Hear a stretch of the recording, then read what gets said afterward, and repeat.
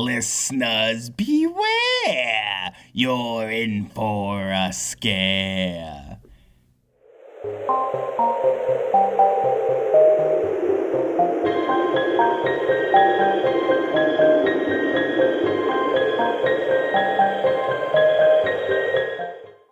I got no strings. To hold me down, to hold me down, to hold me to down. Something. Down. I have to strings. make me frown. There aren't no I strings had on strings. me. Ultron reference here. Pinocchio second. We're terrible at this. Yeah, we're pretty terrible at this. Howdy, folks. Welcome to Nightmare on Fear Street, the podcast all about R.L. Stine, and I am your spooky host, Zach. And I'm your other spooky host, Meg. And this week we read Night of the Living Dummy. Yeah, this was a book. This was definitely a book. It had words in it, and, like, numbers, and Slappy. All of the words were clearly legible, and in English. So, Zach, how was your spooky week? It was good. I accidentally bought all the versions of King Kong I could possibly buy, and I ended up having, like, a Kong-a-thon. How many are there? I'm just curious, because I only know of, like, 4. There's 7. So there is King Kong, and then there's Song of Kong, which is actually the very first movie sequel. And then there is Godzilla vs. King Kong, and then there's King Kong Escapes, and then there's King Kong from the 70s with Jessica Lange, and then there's King Kong Lives, which is a sequel to that.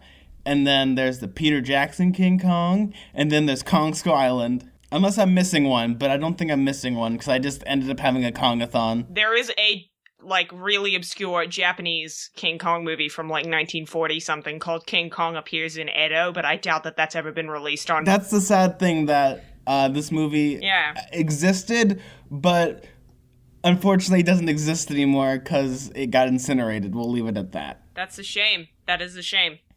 And other than that, I watched a lot of classic horror movies because it's October, and I drank pumpkin spice everything.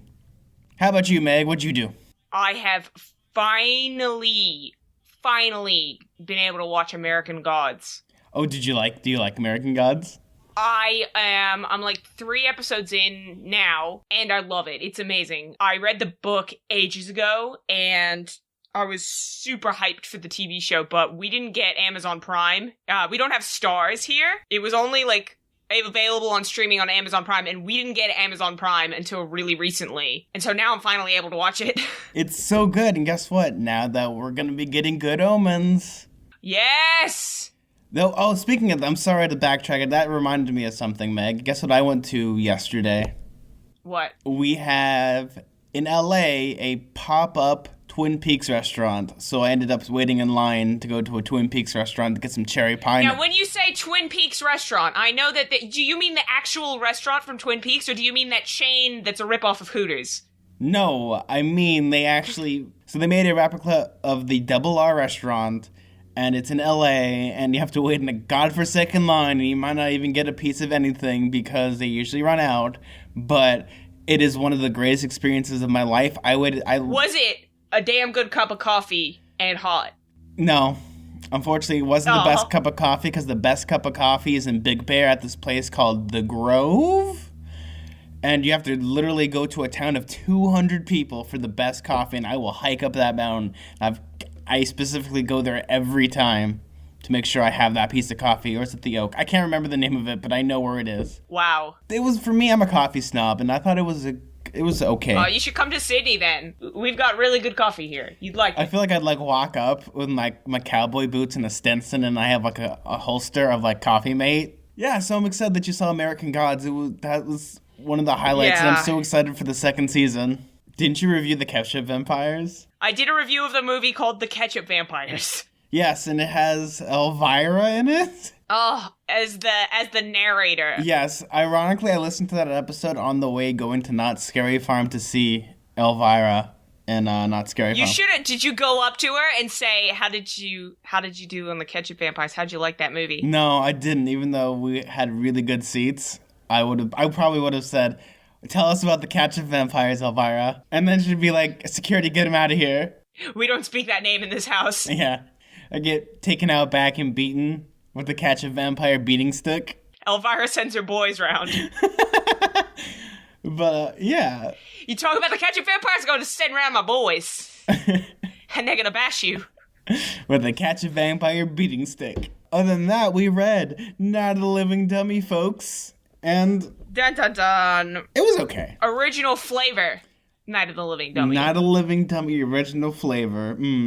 So, Meg, what is... I'm not sure if... Do you have the different cover than me? I always have the different cover to you because I have the reprints from like 10 years ago. Okay, do you want to describe your cover first? So, mine is a very, like, green tinted cover, and it's like a sort of Dutch angle of a kid's bedroom with flowery wallpaper and, like, some crappy child drawings up on the wall, and then it's Slappy, and he's kind of thrown carelessly into the corner, and he's, like, his mouth is hanging open, and he's just staring at you with his angry eyebrows, and it's quite cool. I really like it. I still think that this Slappy is not as cool looking as the original Tim Jacobus Slappy. Yes, the Tim Jacobus one that I have is just, like, literally it's just Slappy's face in the middle, like, in the background. It's, like, the best way to describe it is if Slappy farted, and it's just, like, this weird, like, green cloud behind him. Like, that's, like, the best way to explain it. I'm so sorry. But, like, he has, like, these green... Amazing! He's got, like, these green piercing eyes, and his, like, dummy mouth is open, and he's like, I'm gonna eat you. But it's really creepy. This is much better than, like, anything that Annabelle Creations would never be, because... Oh, yeah, I mean, like... Annabelle, please. Slappy is the only evil doll for me. Annabelle can get slapped by Slappy, because... In a fight, Slappy would 100% win. I mean, I don't know, the real Annabelle, No, I'm talking about Annabelle, like, from the Conjuring universe. The movie Annabelle sucks, but the real Annabelle was, terrifying. I'd actually watch that, but it'd have to have... If I was watching that in real life, I'd have to have the Gorn music from Star Trek. In the back, it says, he's no dummy. When twins Linda and Chris find a ventriloquist dummy in a dumpster, Lindy decides to rescue it, and she names it Slappy. But Chris is green with envy. It's not fair. Why does Lindy get to have all the fun and all the attention? Chris does not get a dummy of her own. She'll show Lindy. When weird things begin to happen, nasty things, evil things, it can't be the dummies causing it all the trouble. Can it? Question mark. And my back says, introducing Slappy the Dummy. He's made of wood and up to no good. Find out how the evil began in this special collector's edition of the classic thriller that has sold more than 2 million copies worldwide. And I love that they call it a classic thriller.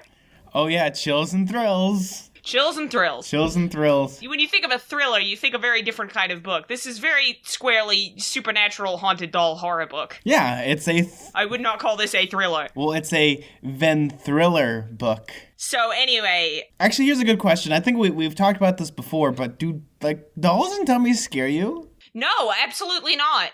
No, for me, I'm so used to, like, not them being scary that it's just, oh yeah, it's a dummy, but I can see how, like, people that are scared of this can be really get creeped out because they describe it a lot in this book. I mean, it's like the I know the sort of sociological mental thing that makes people be afraid of dummies. You know, it's the uncanny valley. It looks like a human, but it's not. So your brain is going, it's a corpse, it's a corpse, it's a corpse. Yeah, like Grand Moff Tarkin in Rogue One. That thing scared me to death. That is scarier than any dummy. So, like, I saw it and I was just like, turn away. When did I start watching a horror movie? When did they perform necromancy? Yeah, they resurrected Peter Cushing's ghost. Well, it's not as bad as the CGI version of Jeff Bridges in Tron Legacy. I have not seen that movie. Let me put it this way. At least for a couple seconds, I was like, whoa, that's Peter Cushing. Here I'm like, get this Jeff Bridges impersonator out of my face before I have to, like, rip off, like, his fake skin. What's that thing that's wearing Jeff Bridges' skin? Yeah, exactly. And it's for the whole movie, and it looks like a computer program, but I mean... That's what I felt about that Galaxy chocolate ad with the fake Audrey Hepburn. Oh, yeah, no, but it would have made sense in, like... Tron Legacy, if they had young Jeff Bridges in the Tron universe and, like, he just looked creepily like a computer generated atrocity, but they show him in the real world and it's like you can obviously see it's creepy Jeff Bridges. And this is what I felt like reading this book. You felt like this book was wearing Jeff Bridges' skin? Moving on. I like this one. The interesting thing is, for a book that's hyped up to be about Slappy's origin story, Slappy isn't the villain. It's like, I think it's because this is like one of the biggest, most iconic, most recognizable Goosebumps books. Everybody's read it and like everybody gets it spoiled for them. Like, it's sort of like how before the movie of Dr. Jekyll and Mr. Hyde got made, the fact that they were the same person was a spoiler. The movie spoils that in the first 10 minutes. And it's like this for this book. Like, originally, spoilers for the book, but the fact that Slappy was the one that was alive was the twist at the end. Because this book actually features 2 ventriloquist dummies. I'm so, like, I guess desensitized to, oh yeah, Slappy is the villain. Like, because the weird thing is it went from Curly, like the skeleton with the mohawk, being like the figurehead of Goosebumps, to Slappy being the figurehead of Goosebumps. I think it makes more sense to have it be, yeah, Curly was the skeleton with the the mohawk, the weird pink mohawk and the big glasses. The reason they changed it to Slappy from Curly is because Curly does not appear in a single Goosebumps book. He was sort of like, and he's not even like the Crypt Keeper where he shows up to be like, hey kids, here's a story about a living dummy and it's real spooky. That's not my Crypt Keeper voice, that's my Curly voice. No, it's more like radical, like I'm gonna like half pipe off like the Mount Everest and then land in a volcano in Hawaii, brah. I'm gonna buy a fully sick skateboard with my Pepsi points. Yeah. Skelecool. Yeah, him and the Gobbledoc. Meg, how does this book open up? Okay, so we've got twins. First of all, twins take a drink. Chris and Lindy Powell, who are always fighting. Yeah, because they're twins. Yeah, they're twins and they're always fighting, because they're always trying to one-up each other. Yeah, which one's the evil one? Lindy. Lindy? Lindy, no question, is the evil one. I don't think... For reasons that will be explained later. Okay. But you read the same book as me, right? Yeah, we read the same book. Snape kills Dumbledore, right?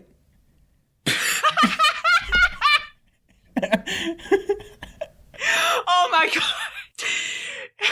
Fatality. Anyway, yeah, so Chris and Lindy are screwing around, annoying each other. Chris blows a really big bubblegum bubble, and then Lindy pops it, and then Chris gets it all over herself. Then their mom yells at them for being annoying and tells them to go outside, and they're like, Mom, we're too old to go play outside, okay? Gosh, we're like 12 years old, like... God.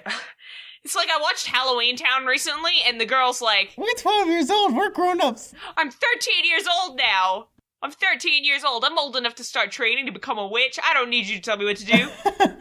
But yeah, because Lindy's the prankster and Chris is the, you know, like straight edge, like I read books for cool. Yeah, she's the straight man. She's the serious one, and Lindy's the goofball. Yes, I guess it's like Lindy, like, I don't know, is it like Lydia or Linda or I don't know, but I'm guessing Lindy. Chris is like Christine, shortened. Yeah, Lindy is, well, my mom, Lindy can be short for Linda. It can be short for a lot of things. My mom's best friend is named Lindy, but that's short for Gwendolyn, which is weird to me. Yes, it's kind of like Richard and Dick. Yeah, or Peg and Margaret. Yeah. I've never got that one. Or Robert and Bob. I guess because Bobbert. That is Cockney rhyming slang, because Bob rhymes with Rob. Oh. It's Cockney rhyming slang, yeah. So... where you just replace a word with a thing that sounds like that word. Radical. So they decide to go play outside with their new bikes, but they decide to ditch that idea and go across the street to the new house that's being built up. Oh, I love when the mom is like, okay, I've underlined this part because I think it's very funny. What about those beautiful new bikes you got for your birthday? Mrs. Powell said, hands on her hips. Those bikes that you just couldn't live without? You know, the ones that have been sitting in the garage since you got them? Relatable. I feel like every kid had one present that they were like, I will die if I don't get that. And then once you get it, you never want to touch it. Yeah, like, what is this thing? A bicycle. Well, now again, people will be like, this was written now. Why aren't you playing with your new hoverboards? Why don't you go outside and ride around on your hoverboard? Make sure to walk the dog. And the dog's name is, guys, the dog's name is Barky. Bark, bark. I wonder who named the dog. Probably either the twins when they were like 2, or the dad.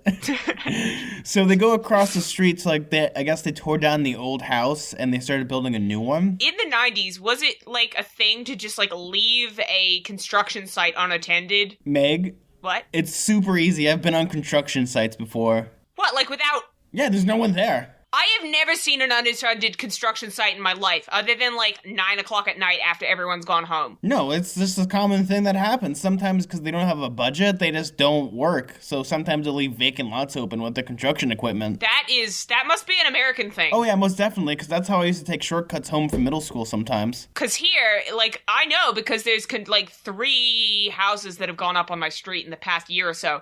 They are always like completely locked up when nobody's on the lot. Like they put fences around it and they lock them up with like 100 padlocks, and then they like bolt the fence to the floor so you can't move it. Like I've tried to get into construction sites before with my friends and we've never been able to. Probably just walk right through. It's because America isn't a bloody nanny state. They don't. You know, like, kids can fall into some construction stuff, break their leg, builds character. Australia, it's like, oh no, kids, don't go out and get hurt. Don't play with fireworks. Bloody government. Yeah, that's why they call me 9-Finger Zack now, even though I have 10 fingers. But yeah, so while they're searching through this old, creepy... Now, I guess it's just like a pavement now. They find a dumpster with a cool ventriloquist dummy in it. Lindy is the one that takes it, and she's like, oh my god, this is so cool. I'm gonna have to give it a name. I'm gonna name it Slappy. And that's how he got his name. Slappy. And then Chris goes, why are you calling it Slappy? And then Lindy makes the dummy slap her. That was very funny. I like that. Talk to the hand. First fake out chapter ending of the book is actually they find the dummy in the dumpster and they think it's a dead child. Yeah, well, I mean, if you see it from afar, it can't... From a really far, but they reach in and they actually touch it and they're like, oh my god, it's a dead child, but then they're like, nah. So Lindy starts playing with the dummy and she starts getting really good. She's actually becomes more funnier than, like, Jeff Dunham, even though Jeff Dunham isn't that funny. Yeah, a rock is funnier than Jeff Dunham. Actually a pebble, because The Rock actually makes me chuckle sometimes because he's big and funny. Jeff Dunham is just like, you want to see some stupid ventriloquist stuff? There you go. Slappy versus Jeff Dunham. I'd pay for like a cage match of that. Have you seen the Tales from the Crypt episode with the ventriloquist with Don Rickles? With my baby brother? Yeah, his hand. Yeah, I love that. It's one of my favorite episodes of Tales from the Crypt. So Lindy starts playing with the dummy. And she starts doing all the cool, like, stuff that you could do with the dummy. And then Chris starts getting super jealous because she wants the dummy. And she's like, ma'am, I want a dummy like that. And like, why don't you girls share? Slappy doesn't like that and slaps her again. Lindy, the core of the argument is that Lindy, now that she is a ventriloquist, has been hiring herself out to do kids' birthday parties because she's a babysitter as well. So she... like, goes over to mind the kids, and she says, oh, I've got this ventriloquist thing that I do now. And so the parents are like, great, come to my kid's birthday party. So she does birthday party ventriloquism for all the kids that she babysits. And Chris is jealous that she's not getting in on that sweet cash dollar. Yeah, because you know how much she makes? So much money. She makes bank. She makes $20. $20? Oh, my God.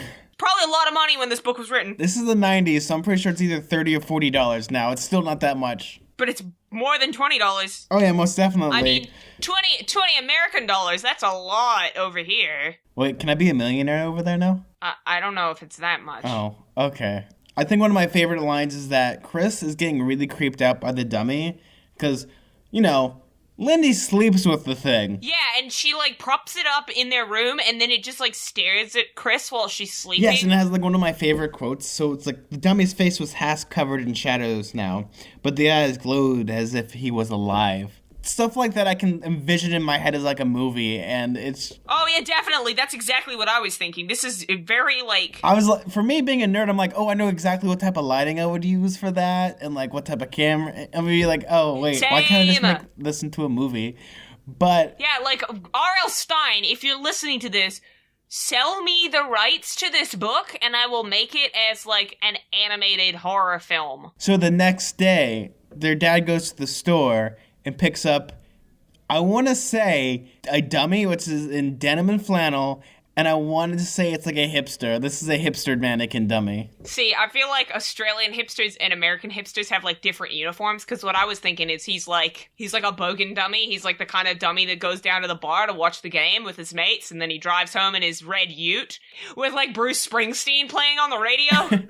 No, for me, how they described him was flannel, denim, and I felt like he had like a hipster beard and like hipster glasses, and his name's Mr. Wood. That just reminds me of how there was that, like, random bubonic plague outbreak in Portland once, and I saw somebody tweeting about it, and it was like, oh, those Portland hipsters bringing back all those retro diseases. So Chris gets Mr. Wood, who is just a hipster. Kung fu grip and bacon action, and knows how to microbrew. Now, the thing that confused me is that, like, so this is pre-YouTube by, like, several years. This is pre-YouTube. No, like a decade. This is like a decade pre-YouTube. How are they learning how to ventriloquism?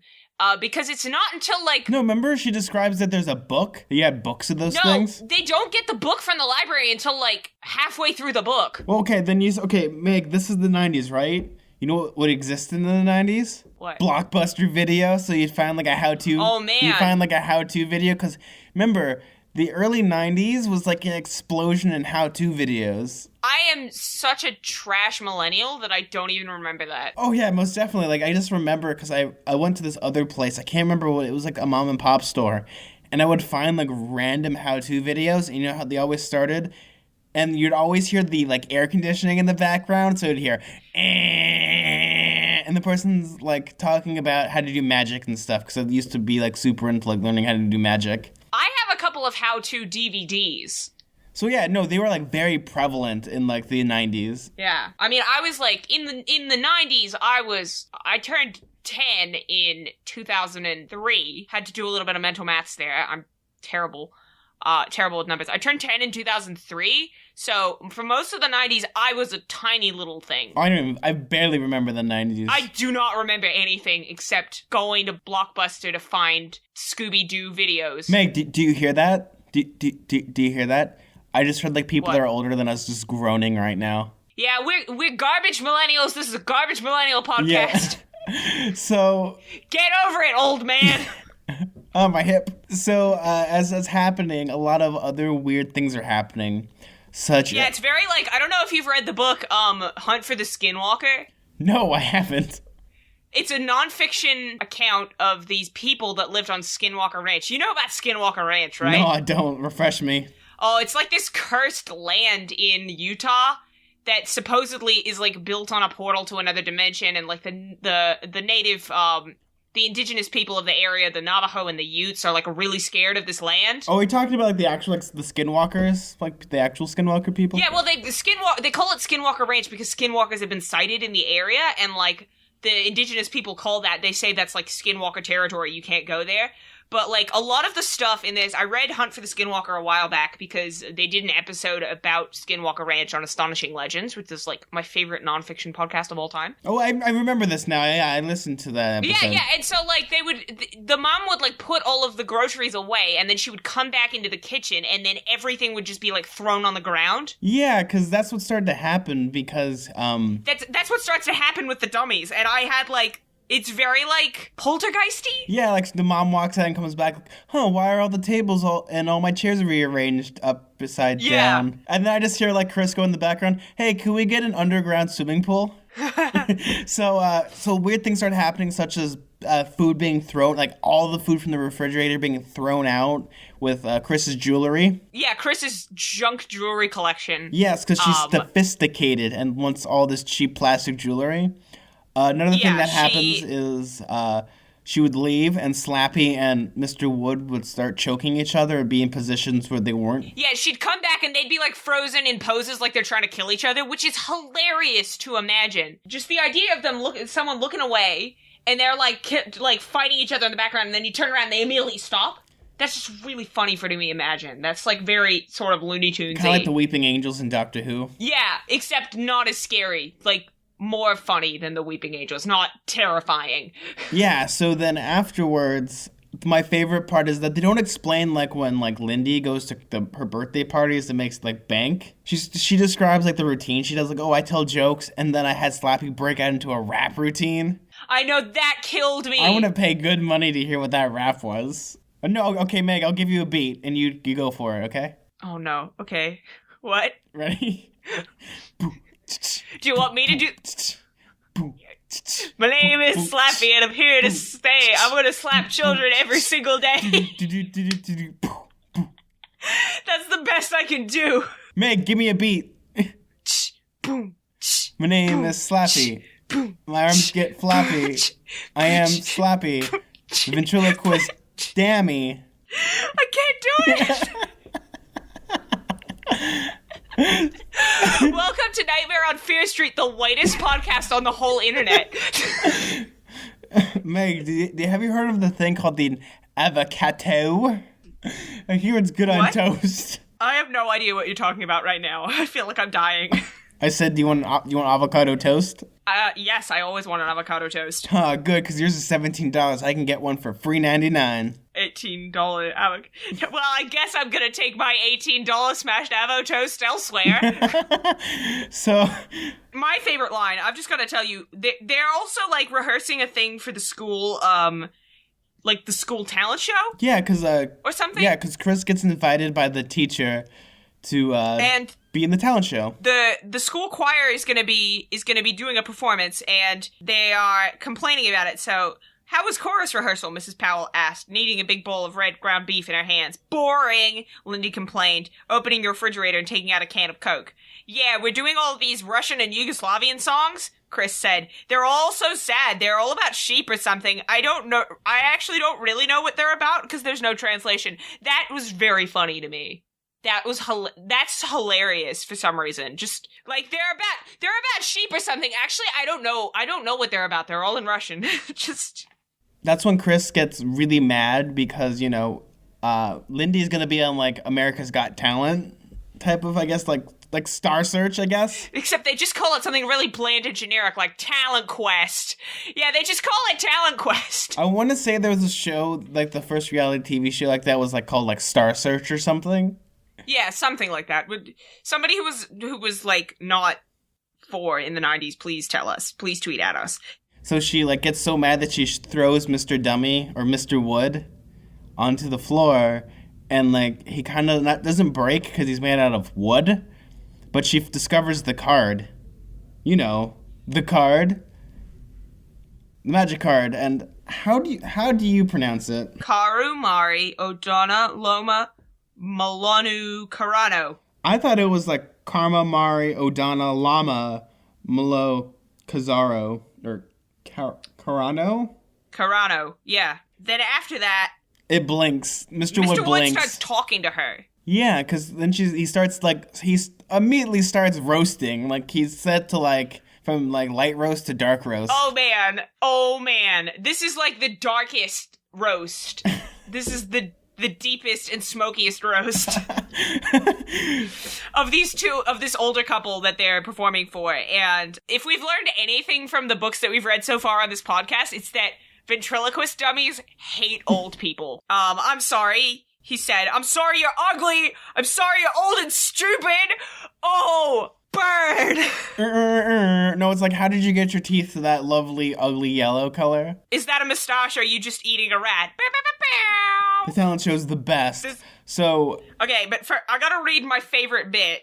This is another example of, like, R.L. Stein's brilliant comedic timing, in my eyes. Don't think of it as an audience, she told herself. Think of it as a bunch of kids and parents, most of whom you know. Somehow, that made it worse. I love that. It's the best.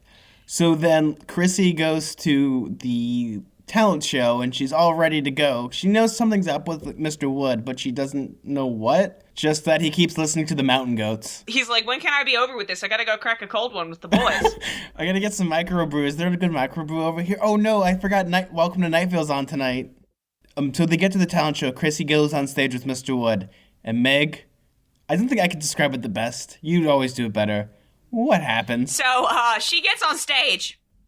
And she's worried about this because she's had that thing where the mill has just had the absolute heck roasted out of them. So she's worried that Mr. Wood is going to screw this up for her. And she's also just getting stage fright. And she's like, oh no, if Mr. Wood starts absolutely just grilling everybody in the audience, everybody's going to think I'm doing it, and then they're going to hate me. And so the teacher says, you don't have to worry about it. You can just get on the stage. Are you having trouble starting your act? And before she can say anything, Mr. Wood leans into the microphone and says, what time does the blimp go up? To the teacher. And the teacher's like, what? How dare? And then he keeps going.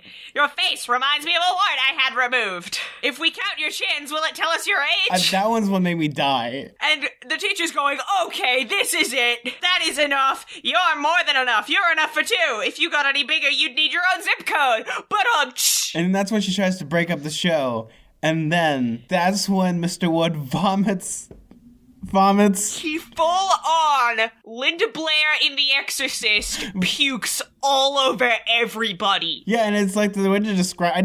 The way I think of it like as like a Sam Raimi type of thing, where it's like an Evil Dead 2 with just blood exactly, everywhere. When he's like, yes, with like the gross, like when they kill the deadites and like the milk comes out. Not even like that. No, it's like so like Ash just sees like a little bit of blood coming out and tries to plug the hole.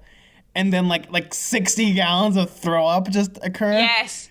Oh, God. Yeah, but also, like, the way that he says it's, like, this also kind of reminds me of when I was a kid and I went to the Kids' Choice Awards. Wait, you went to the Kids' Choice Awards? Went to the Australian Kids' Choice Awards, which were in Sydney, and I went to that, and me and my friend were in the mosh pit, and we got slime. Yeah, good old Nickelodeon slime that doesn't exist anymore. Thought it was just gonna be, like, that kind of silly putty gack stuff that doesn't really smell like anything, but it's some kind of horrible concoction that smells like a rotten squashed apple. I miss Nickelodeon slime. It's bad. Nickelodeon slime was great, except for that one experience that I had with it that was bad. But that's what this reminded me of, and also The Exorcist. Yeah, no, so like how did someone eat so much, and why is there so much corn? Ugh.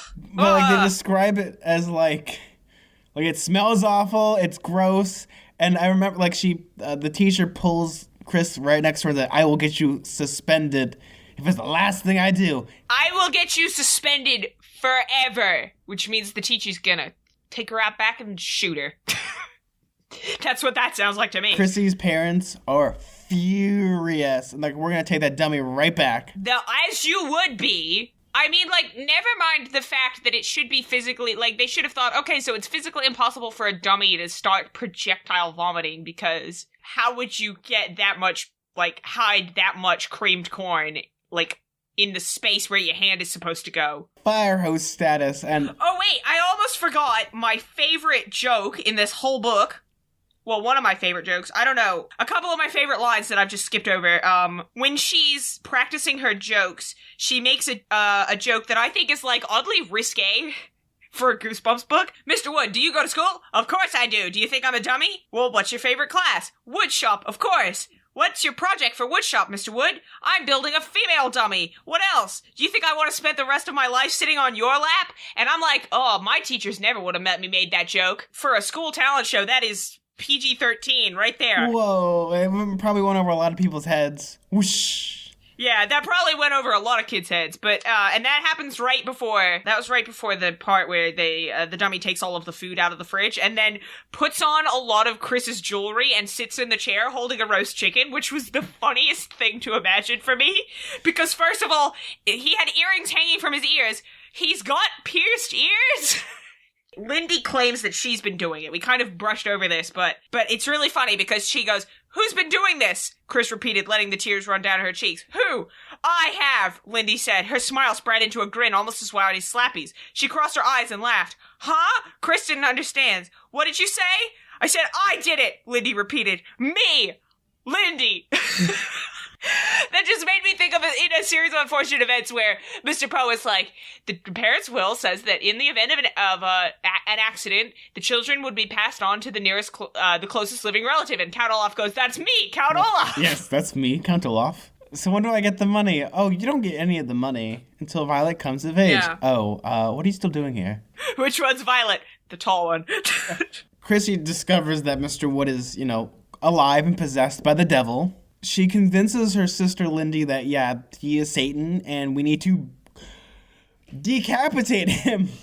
And they have such a time trying to get his head off for some reason. Like, you'd think that it would just... So the first thing they start doing is they try to pull it off, but that doesn't quite work. And then they decide we have to cut it off. So, Meg, what do they do?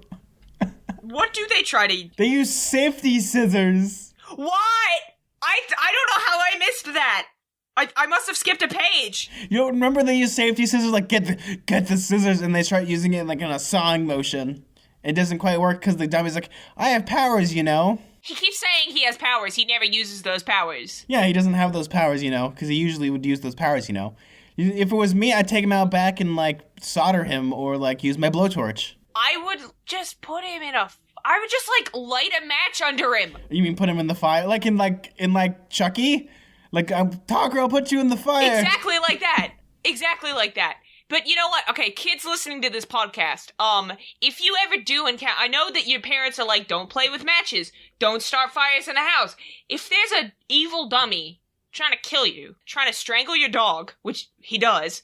Oh yeah, no, he definitely strangles the dog. No, he doesn't. The dog, like, gets away. He doesn't kill the dog. He succeeds in physically strangling the dog. Yeah, but he doesn't succeed in killing it. No, he That's doesn't. what I I'm meant. just saying, like, you gotta picture that. Yeah, it's very, very hardcore for Goosebumps. That is pretty distressing to any child that would be reading this. Yeah, but any kids listening to this, I know your parents said don't play with matches, but when there's an evil dummy coming at you, guess what? They're made of wood. The easiest way to kill it would be with matches. First kick it, and then use matches. Yeah, first you kick it. And I don't know how they had, like, such a hard time getting it to let go. I mean, I guess because it's alive magically, but it's still... a ventriloquist dummy is still very small. Just imagine how south this would have gone if, like, Mr. Wood was, like, in the presence of Sid from Toy Story.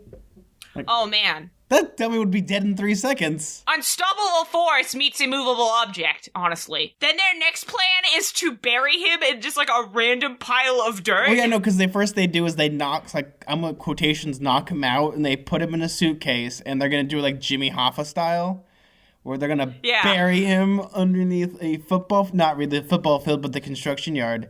And they had no problem, except for the little kid arms couldn't quite, dig a 6-foot hole in the ground. Yeah, and then they throw him in the hole, and he's like, you'll pay for this!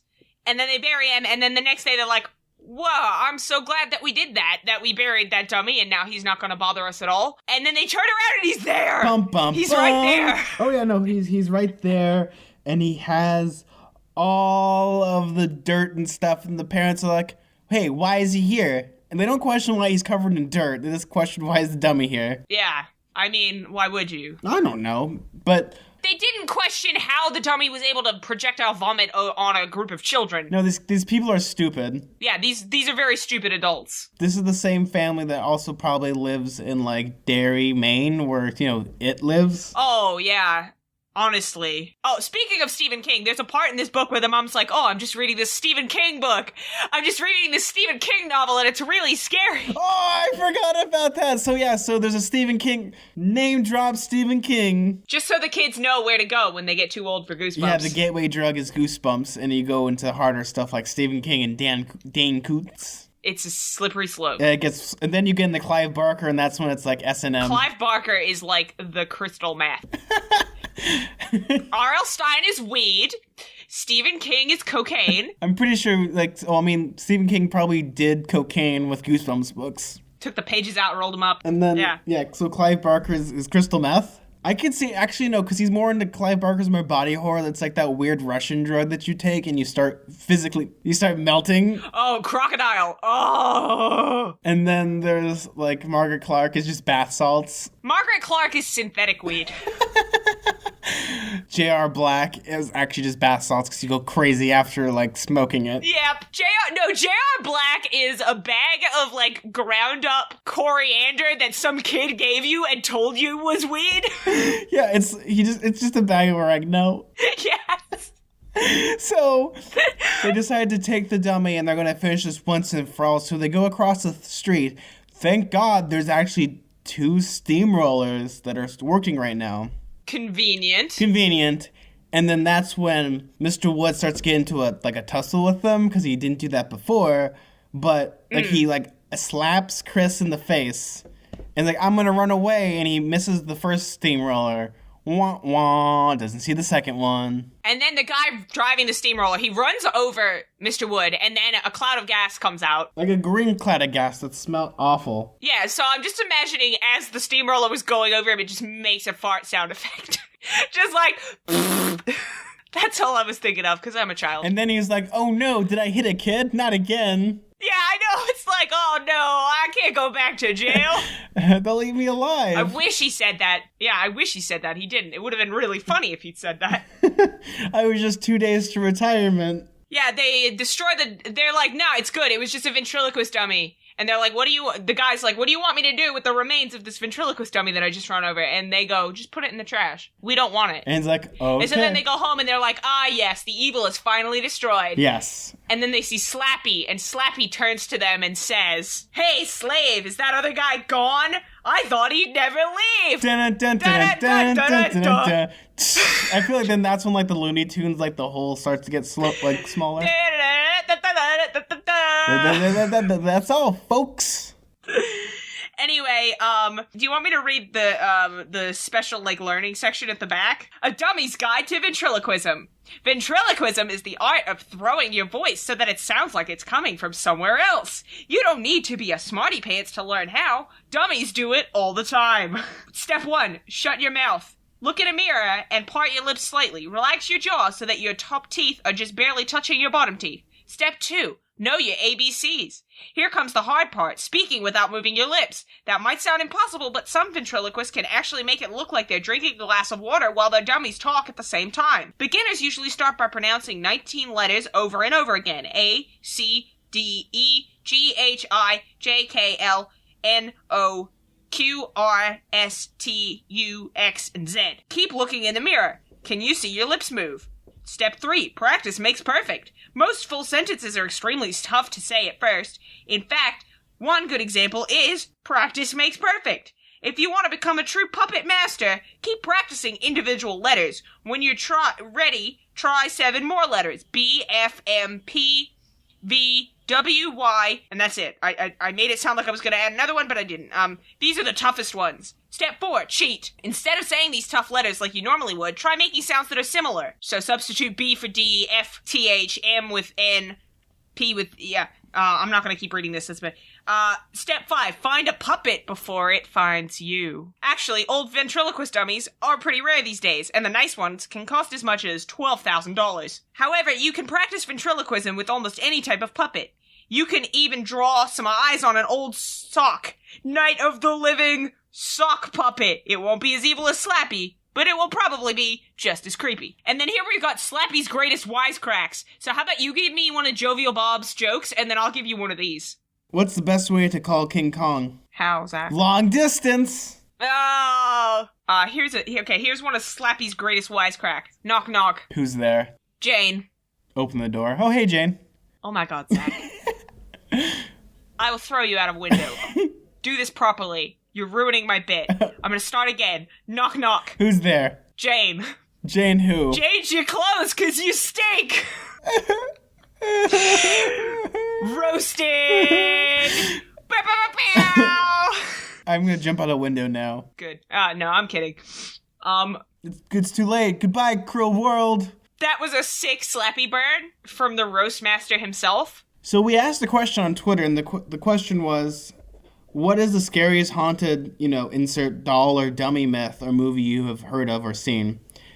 So from Linnea, it was, well, when I was younger, I certainly thought Chucky was the scariest thing ever. Lol.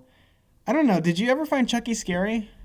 No. As I've said before, I cannot remember ever being scared of dolls. No, I find Chucky to be funny rather than scary. But then again, there's the parts where I think it was the first one where he gets melted or bleeds. It's just funny. But then again, I don't think Chucky, I think Brad Dourif, who that guy why has he not won an Oscar yet for being psychotic? Yeah. Have you seen him in Spontaneous Combustion? No, I don't know what that is. I've never heard of it. It's like Firestarter, but Like, Brad Dourif has fire powers, and, like, he blows people up. Like, there's a part in the movie where he gets so mad that he shoots fire from the phone at his girlfriend, and his girlfriend is like, what? And she hangs up on him, calls her best friend, and she was like, hey, Johnny just called, and he shot fire from the phone nonchalantly. He just called me, Lou, and fire came out of the phone. Like, there's, like, scenes like that I just love. I don't know, but, like, it shoots fire out of it. She's just nonchalantly. It's so good. So we got another one. On the Brad Dourif thing, I really like him in, is it Exorcist Part 3? The one where he's, like, possessed? I think so, yeah. One of the Exorcist sequels has Brad Dourif in it, and he's really good. It's kind of like the episode of The X-Files with him in it. It's also really good. Where he's a serial killer. Yeah. So the other one actually my favorite version of Brad Dourif is from Alien Resurrection. Or he's just... I haven't seen it. He's just a crazy scientist that makes out with an alien. He's always some, like, weird, crazy guy, and I think it's just because Brad Dourif naturally looks like somebody that would be, like, on some kind of list. He looks like a crackhead. Just naturally. That's how his face is. No, he looks like he's gonna have, like, a brain aneurysm any second now. Yeah. So anyway, do we have any other answers? So from Key Wallet Phone, the ventriloquist dummy from Magic, starring Anthony Hopkins. I've never seen that movie. Or Talking Tina from the Twilight Zone episode, Living Doll. Talkie Tina! Hi, I'm Talking Tina, and I'm gonna kill you. I'm Talkie Tina, and I don't like you. That's creepy. Get away. What, my Talkie Tina voice? Yeah, voice? it's kind of creepy. Okay. Doesn't even sound like her, though. Oh, my God. So, what are we reading next week, Meg? The Mysterious Matter of I Am Fine. Huh. That doesn't sound like a traditional Goosebumps book. Well, you should know, because you were the one that told me about it, because I had never heard of this book I had before. never heard of this either, but apparently it's a very popular book. So, Meg, where can they find you? Yeah, you can find me online. I am at Meg Tuden on Twitter. That's at MEGTUTEN. You can also find me on Tumblr. I am sodasodabanana.tumblr.com. And you can listen to my other show, which is called the Trivial Terror Podcast. It's on Podbean and iTunes. Just search for Trivial Terror. Radical. And if you want to find me, you can find me on Twitter at Suda41. That's SUDA41. If you want to email our show, that's nightmareonfearstreet@gmail.com. If you want to follow us on Patreon, you can follow us at nightmareonfearstreet.patreon.com. And if you want to find some lovely shirts, where can they find those, Meg? So I have a new Nightmare on Fear Street section on my Redbubble store, which you can find at redbubble.com/people/Megan Tuden. That's MEGHANTUTEN. And right now I only have the logos. Yeah, so you can find the two Nightmare on Fear Street logo options as t-shirts, mugs, pillows, gift cards, all sorts of cool stuff. The flamethrower, lunchbox, bumper sticker. Well, we'll tell you when Redbubble makes those things available, because I don't think they have just yet. Well, it's in the secret store. It's in the black market Redbubble. Dark Redbubble, show me the branded flamethrowers. Well, it's actually the deep red bubble. It's black bubble. Maybe pimp out your flesh vessel with some cool Nightmare on Fear Street swag. Yeah, and if you do, please send us a tweet at us at Night Fear Street, and we will love you, and we will Please tweet us pictures. We'll love you, and we'll drive over there, give you hugs. I don't know. You could have an Australian listener. Margaret Clark. I feel like she'd be the one that buys everything from our store, and then it's a weird tourist person that just has everything on. If only we had fans that were that dedicated. I don't know, maybe we do. Thank you guys for listening to another wonderful episode of Nightmare on Fear Street. I am your host, Zach. And I am Meg. And stay spooky. Stay spooky. Bye. Bye.